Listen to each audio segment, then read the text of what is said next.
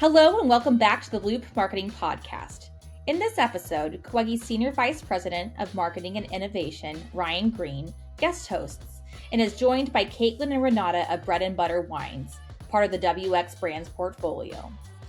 Together they discuss how Bread and Butter uses the power of creative storytelling to drive effective omni-channel performance strategy and build loyalty for their brand. Let's get started.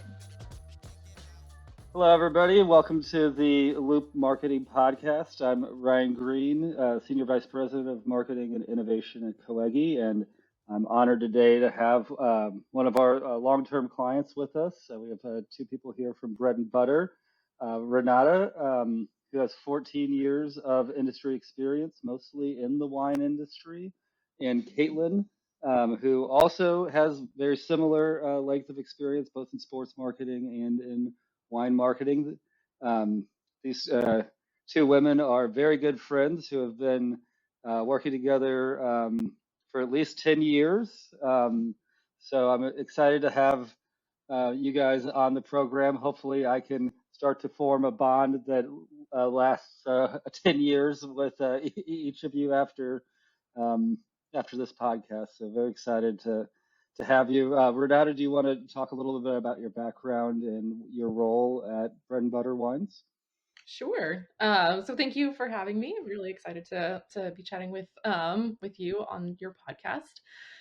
So I have a background mainly in digital marketing. So I sort of have been a nerd that's just progressed over time. And what I always saw within the wine industry is that there's this need to kind of encapsulate and promote what we can do a little bit better through digital spaces. So that's kind of where I saw myself fitting into the wine space. And I've always been passionate about wine. I grew up in Northern California. My parents took us to wineries all the time. So I've always enjoyed the product itself and loved the stories behind it, and just saw this need to really kind of encourage unique ways to tell winery stories through digital mediums and so forth. So at WX, I head up all of our kind of digital marketing initiatives, overseeing e-commerce, supporting our media buying efforts, of course, with you guys, managing our websites, doing basically any kind of nerd thing that needs to be done. I'm the go-to gal here at WX and for Bread and Butter Wines. Awesome. Kaitlin, would you introduce yourself as well? Yeah, absolutely.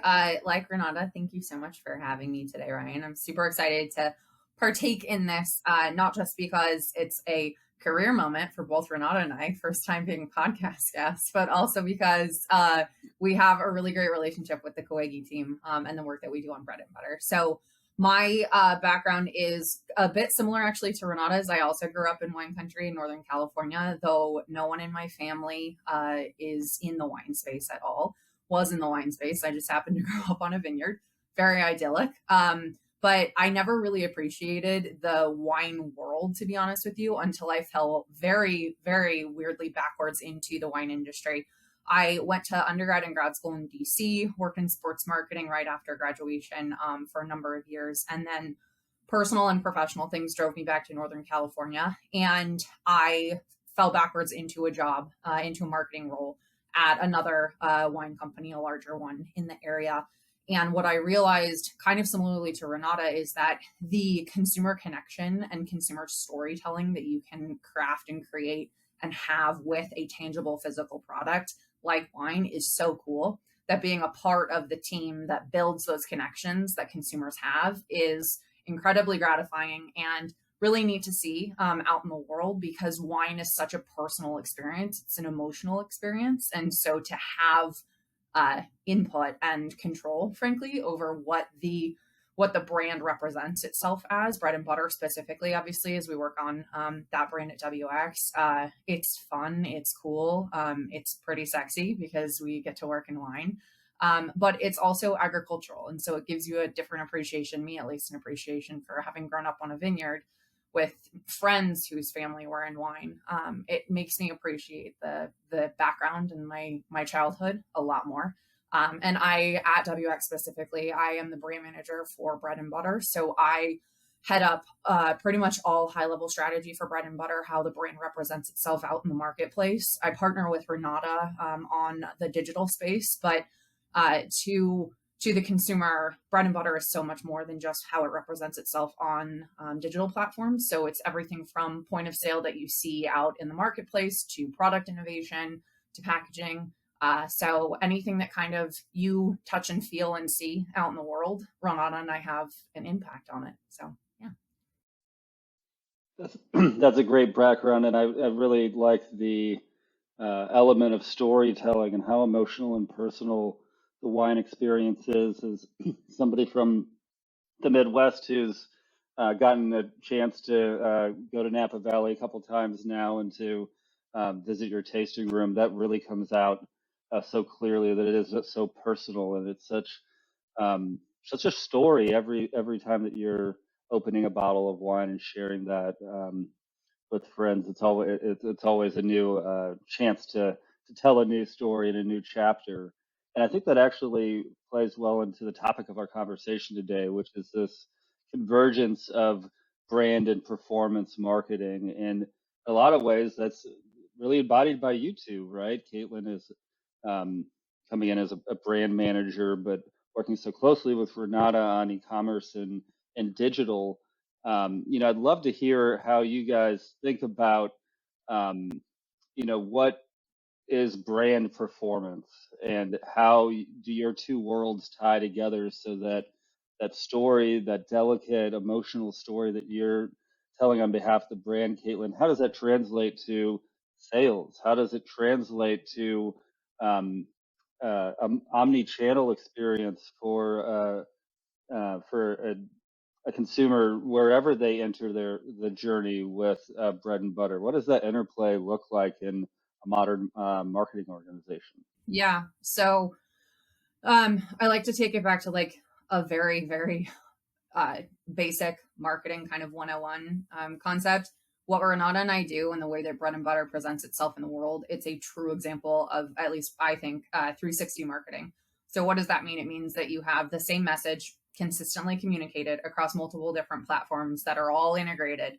So if you are in the Midwest, for example, Ryan, if you walk into a store and you see a case stack of bread and butter wines and you see the point of sale, you might be intrigued by one of our taglines. You might be intrigued by the wine itself, the price, etc. You grab the wine, you purchase it, you scan it, you become part of our sales data, if you will. But then it doesn't just stop there. You go home and you try the wine. You like the wine. You engage with the wine. You're curious about the other stuff, if you will, that the brand kind of represents and how it speaks, how it, I guess, communicates itself out in the world. And you go on our social platforms. So then on our social platforms, you see the same tagline, the same messaging that you saw in store. And then if you become a loyalist and a lover of bread and butter, if you purchase through e-com, which Renate runs, then you hear and see the same message from the in-store like experience that you have, the social channel experience that you have, and then the follow-up emails after your order online has the same message. So what does that mean? It sounds like you're kind of being unnecessarily repetitive, but in such a crowded world these days, you have to say the same thing multiple times for someone to understand it. And to me, like what success looks like in that sense is if I just ask you, someone who does not necessarily work in the world, like, what do you think bread and butter stands for? And you say anything relevant to any point of communication that we put out into the world, it means that we're doing our job right, because you hear it so many times that it starts to become just a thing that's in your head when you think about the brand. The brand ethos that we put out into the world is don't overthink it. We think that the world is, we know that the world is a really complicated, really overwhelming place, especially in wine. And so the don't overthink it ethos and concept is really, truly don't overthink it. And in a category like wine, where it's overwhelming to think about picking a bottle sometimes, we really say, like, actually, our winemaker, Linda Trotta, says a good wine is a wine you like. And it doesn't have to be any more complicated than that. Don't overthink it. Buy a bottle of wine that you think you'll like. If you like it again, purchase it again. It's super straightforward. So that don't overthink it messaging is what we put out into the world consistently. And if you, as a shopper, come to understand that about us, then Renate and I are doing our job right. And your agency is doing its job right Yes. too. If we're getting that message in front of everybody, and I've been honored to work at the very start of that campaign as we were doing that ideation and doing a lot of um, the research on a little bit of a younger audience than wine usually is targeting, um, and being able to connect that brand story and that ethos and put measurement against it, right? That just because something is an awareness tactic doesn't mean that it's not held accountable to the work Renata is doing, right? We have to support, across the customer journey. So Renata, I'm interested in, as the brand's building this, really differentiated point of view and, um, you know, making sure that tagline and that stories, resonating and really top of mind for consumers. How does that translate then into the bottom line? How do you how are you able to um, take that story and show return on that to the executives within your company? Yeah, I mean, I think that's the challenge that all marketers face is how do you prove ROI on all of the initiatives and efforts that we have going out. And, for e-commerce, one of the advantages is, of course, you can prove your conversions. You can see it happening on your website. You can pixel things from a technical perspective and really, be able to see this ad actually drove a sale here, or it drove a click, or whatever the objective of the campaign is.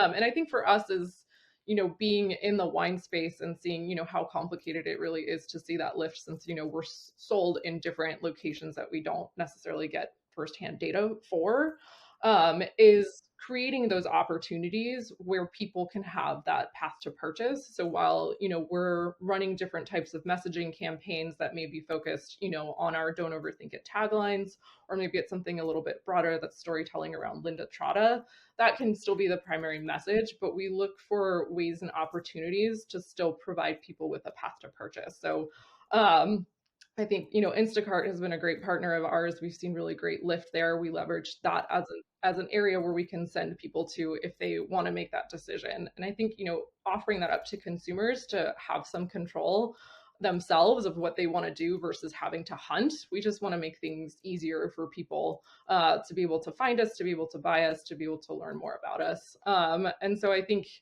leveraging those types of opportunities and initiatives where we can start to prove that story and prove that, conversion messaging story with the marketing efforts that we have is, becoming so much more beneficial to us. And obviously appreciate you guys as partners and helping us find cool technology to be able to test and to learn from and to figure out how we can best optimize too. And I think a lot of that came from, having to shift quickly during the pandemic. We had to not overthink it too much when we were saying, hey, we're going to need to lean into the Instacarts and delivery services of the world. And that, having a nimble brand partner like yourselves to be able to make those changes quickly while still being, focused on that overarching message that we wanted to continue to have that consistent drumbeat with, I think um, was really impactful.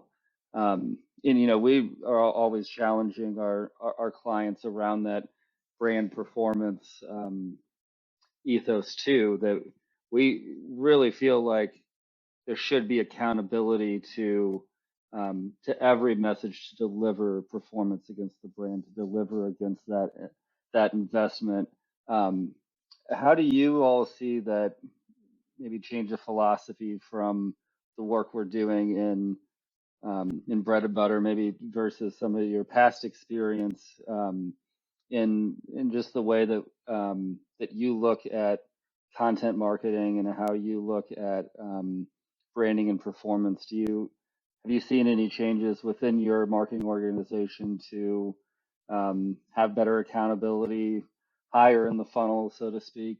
Um, how have you seen that play out in the last couple of years? I think, just looking at how advertising opportunities have evolved over time, it's like the wine industry was always so rooted, and from our past lives, when Kaitlin and I worked together at a different company, we're very focused on a lot of traditional mediums. Like print advertising was huge, like always making sure you're in, the wine publications themselves, because there's just, relationship opportunities that are important.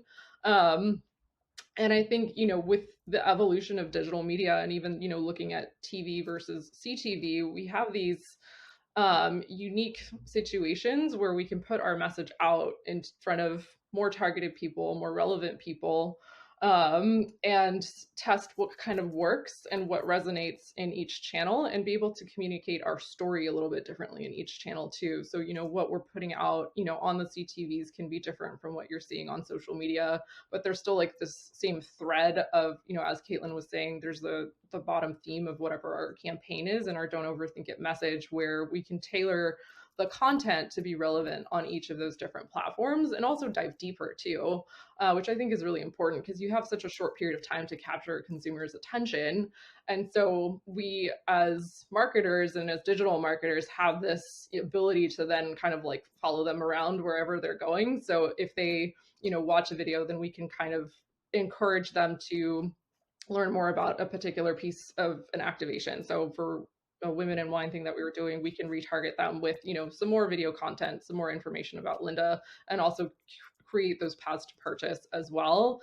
And so from a more traditional standpoint, then we have, of course, all of our in-store point of sale materials that also have that same message. So I think it's creating those different pieces of content while still laddering up to the same theme. I think that answers. Did that answer your question? Yeah, no, it absolutely does. Kaitlin, do you have anything to add, or would you like me to go to the next question?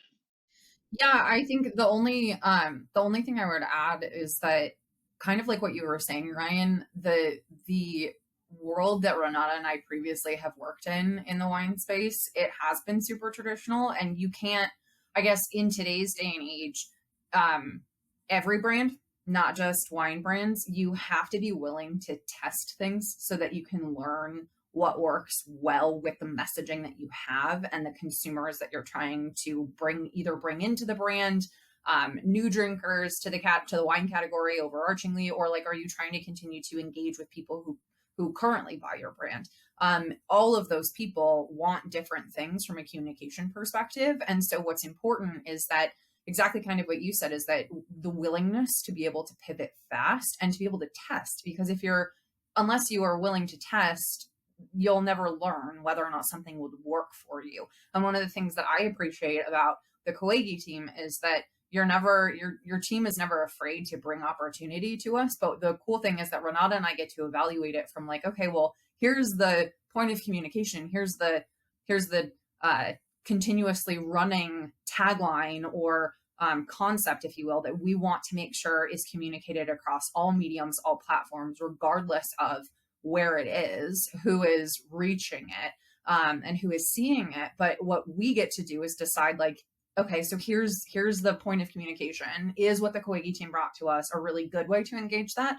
Or do we want to edit it and pivot a little bit? I think that instead of it just being, your team has an expertise in media buying, we have an expertise in brand, and Renate obviously has an expertise in like the e-com space. It's not just, okay, here's the recommendation. Okay, cool. We trust you because you're the subject matter experts. Here's our cash. Let's go. It's really a conversation, because we are the wine experts. You guys are the media experts. And so the dance and simpatico moment that we have is when an idea comes to the table, we all get to evaluate it and push forward or say no to it, because it's either right or wrong in that moment. We come back to things a lot, testing and like considering options, if you will. But that's the thing that I love about partnering with people like Coegi, is that we have a chance to make sure that it's the right way to communicate. We aren't just peanut butter spreading across the entire universe, because then your message feels inauthentic, and then your message feels diluted, frankly. And or so making stale, sure that right? Yeah, exactly. And at the end of the day, I mean, your question is really interesting, Ryan. Like at the bottom line, and at the end of the day, Renate and I's job is to make people scan a product at the checkout line or via Instacart or however they can. So what's important is that the brand is in your face enough, but not so much that you almost get annoyed and then don't purchase because of how much you see it. It's a fine balance. It's a tightrope to walk. But the good thing is that I think all of the layers that we have that layer together, that 360 marketing concept, when you look at, if you just type 360 marketing into Google, often you see this matrix, if you will, that's like a bunch of different circles that just goes around and around and around, and thinking about like the same message has to go through all of those different points, but it can be customized and it can be different because, again, what is said on a piece of point of sale in a store does not have to be exactly the same as what is said on a social platform, because the way that the consumer engages on Instagram is totally different than the way that you engage at a grocery store. But the continuous pattern of the same message, just customized, is what we have to remember. Well, and as commerce, quickly is happening almost everywhere, right? It's happening on social, it's happening on apps, it's happening on e-commerce, it's happening at brick and mortar. Most messaging does need to be able to play both. It has to, especially with wine, be emotive and in telling that story, but it also has to perform. It needs to give the user at least a chance to get closer to either a virtual or in-person checkout. And hopefully, what you described about our agency relationship, I think that's really important too. If we're doing our job well, we're giving you a lot of ideas to pick holes through and decline sometimes, right? And we've been able to build a lot of rapport and trust because we know that not every idea we bring is going to get there, but some of them are, right? And we're able to see such growth with your brand and doing it in a different way. It was a risk for Bread and Butter to focus on a little bit of a younger audience and to try to do a different playbook than putting in print magazines where, yes, maybe a lot of people within the industry or within grocery would see it, but that new consumer, that younger consumer that you're talking to demands a different type of relationship with the brands that they're enthusiastic about. They don't care if the grocery store merchandiser sees it. They care if they feel impassioned about your brand. And I think that's so important, and why I think we've came with some really strong ideas. And one of those has been to really feature Linda in Women in Winemakers. That's a Women in Winemaking. It's a really important part of your story, and something that I think is a good example of kind of that brand commonality of brand and performance. I'd love to hear how you talk about Linda and how you've really leveraged her as both a brilliant maker and as a brand asset as well, to help kind of drive a different story for Bread and Butter that goes along with that don't overthink it ethos. So Linda Trotta is an incredible asset for the Bread and Butter brand as well as WX brands.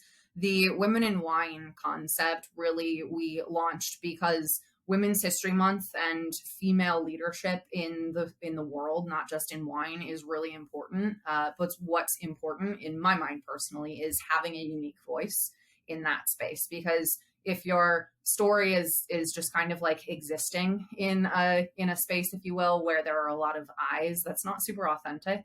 But we have a really authentic story because Linda is the director of winemaking for Bread and Butter, but is also the vice president of North American winemaking for WX. So she holds this really, really powerful leadership position, both on the brand and at our organization as a whole.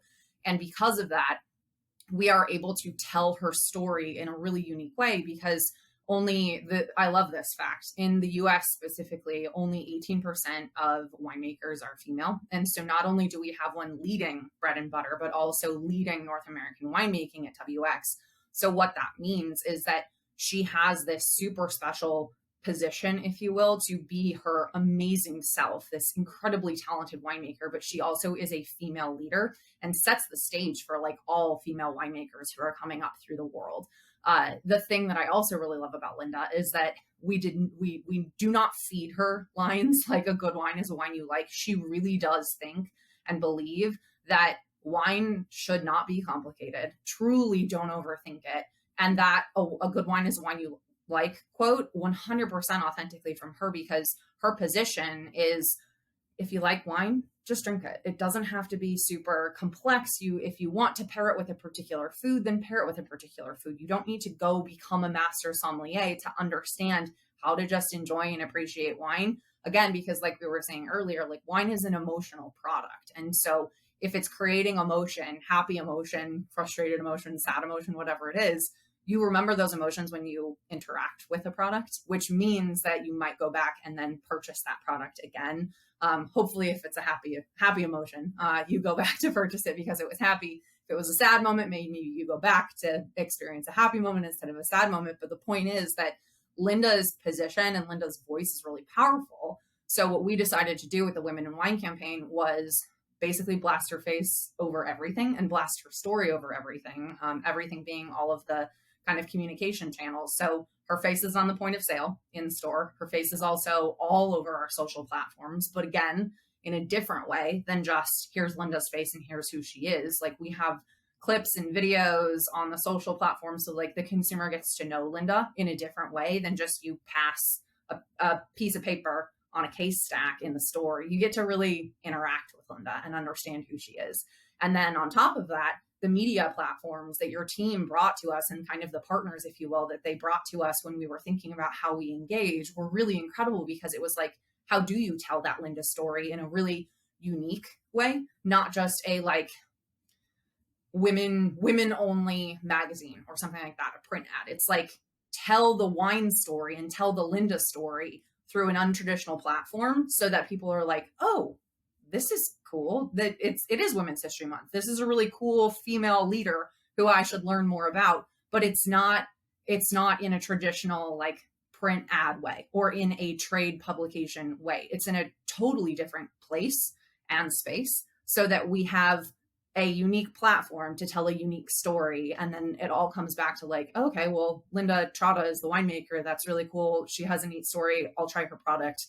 I'll buy bread and butter. So telling that story across multiple different platforms, our hope, fingers crossed, is that it eventually leads to a sale of a bottle of wine, because we were able to tell an incredibly compelling story in a very overcrowded place. Isn't it great when the tagline comes from a non-marketing person? I know, and I love it's, it. that's You, as Linda. authentic as it gets. We worked with Body Armor in their formative years, and Kobe Bryant had who was a part owner of Body Armor, had thanks Gatorade, we'll take it from here.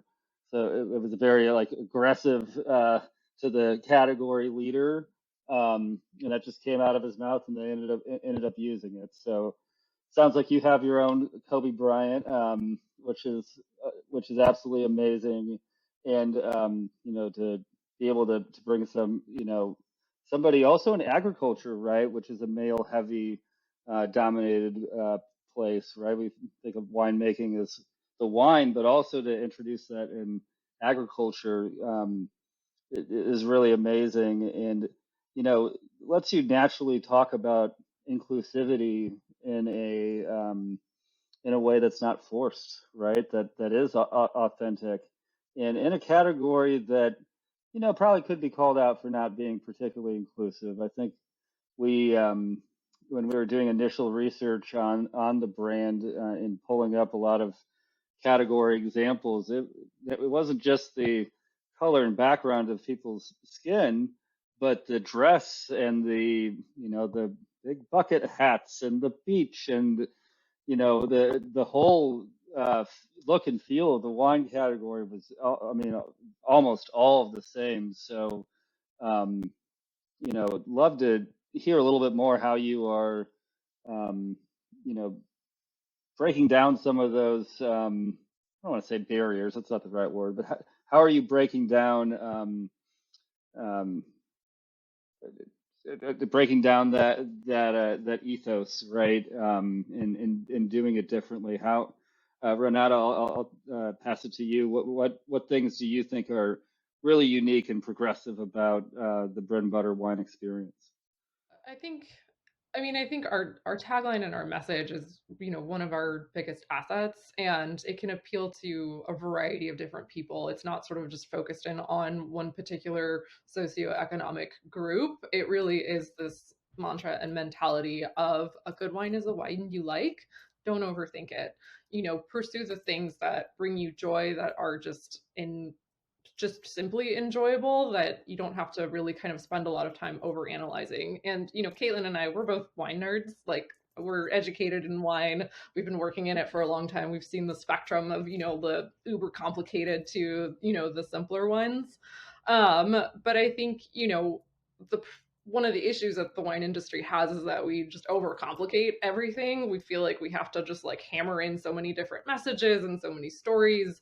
And for those of us that love it, it's really interesting and enjoyable. But, for the average consumer, when they walk into a retailer and they see like thousands of facings of different wines, it is important to figure out, how do we just make this product more approachable and also just delicious. And so I think, using our "Don't Overthink It" tagline, coming up with, more quippy kind of offshoots of that is how we're trying to push for more inclusivity. And I think also recognizing the content that we're putting out and making sure that we are diverse, that we are speaking to different communities, and also, looking at what is appealing to different generations as well, and not necessarily ignoring anyone, but just kind of promoting this thought process of like, wine is meant to be enjoyed with people, and regardless of who those people are, it is about bringing them together, and just having fun and sipping on something that brings you joy and warmth and smiles and laughs. And I think that's what we're trying to do, and trying to bring that to life in different ways and different opportunities. And I think we're just going to keep hammering home that message and keep seeing how we can innovate and optimize and improve upon it too. Well, I love that. And we've talked a lot about how brand and performance are almost really the same thing today. Is there any pitfalls that marketers may have when they're moving from maybe a traditional funnel, or that have brand and shopper and performance siloed as they're wanting to build out a more brand performance strategy? Is there any pitfalls that they should be thinking about? I think that one of the biggest ones is it goes back to 360 marketing. Truthfully, Ryan, it's like, don't lose sight of the forest through the trees. You can't tell a different message across every single platform. You exactly kind of what Renata said. You have to be it's a tightrope. It's a fine balance. You have to walk the line of attracting new consumers and communicating in the world of today, not just the world of the past, because the past is what you've seen either successful or unsuccessful. You have to multi-prong, touch a little bit of everything. You can't ignore one medium, one platform. You have to make sure that you're really, really honing in the same message across all of those places. And I think that when brands forget, not just in wine, but when brands forget about, like, you can't ignore your pre-existing customers, you can't just completely pivot and only want to draw in new shoppers, then by default, because you're not talking to those current shoppers, you eventually will lose them. And that just becomes a total loss for sales. But also that sucks, because then you haven't figured out a way to continue talking to your existing consumers in a world where you also have to think about bringing in new people. It's overwhelming thinking about it even now as I talk about it, but that's constantly what we're thinking about. Just how do you properly walk that line between existing in the huge world of media, of communication points today, while also recognizing traditional methods that do work for certain reasons, and all the while thinking about how do you stretch dollars to touch every piece of that.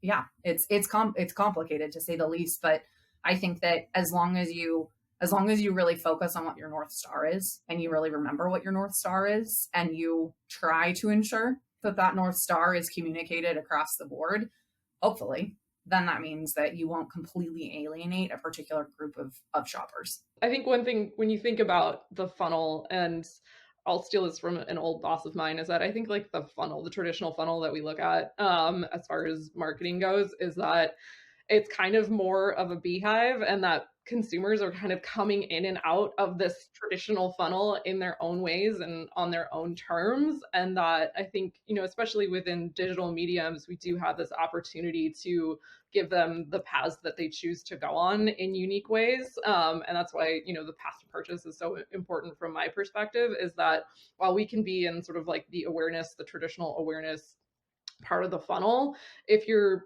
adding in links or areas where they can continue to pursue what they want, to consider like, hey, maybe I do want to buy this, or maybe I'll come back to it later, just like creating those opportunities for consumers to like pop in and out whenever they feel like it, through all of our like kind of marketing opportunities, I think is really important. So I'm stealing the beehive analogy. I've been trying to kill the funnel for a long time, and there's many replacements, but the beehive really does kind of describe how consumers, they're going to enter in to your environment wherever they want, whenever they want, and that's why there's not a difference between brand and performance. A user doesn't know what the difference is when they just see an ad and they react to it.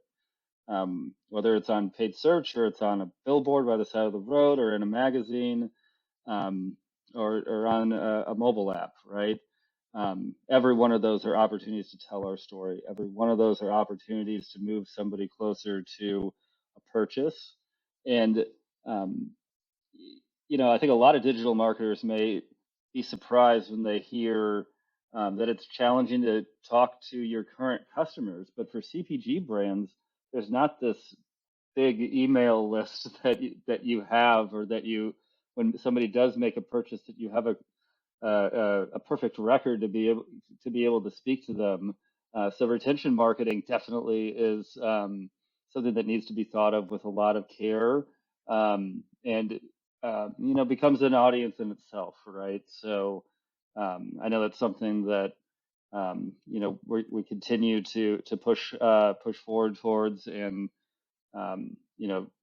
very excited to see what continues from our relationship. So I think we're at time, but Renate, Kaitlin, thank you very much for appearing on our podcast. We'll do this again sometime whenever you want. So definitely call us up and let us know when you guys are ready to speak. And you didn't talk over each other. I'm the only one who talked over anybody. So maybe we can be friends. We can all I know. share Good a job, glass of bread and butter and talk over each other. I love it. So.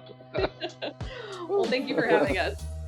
This was great. So thank you so much, Ryan. This was so fun. Thank you for listening. Coegi is an industry-leading performance marketing agency based in the Midwest.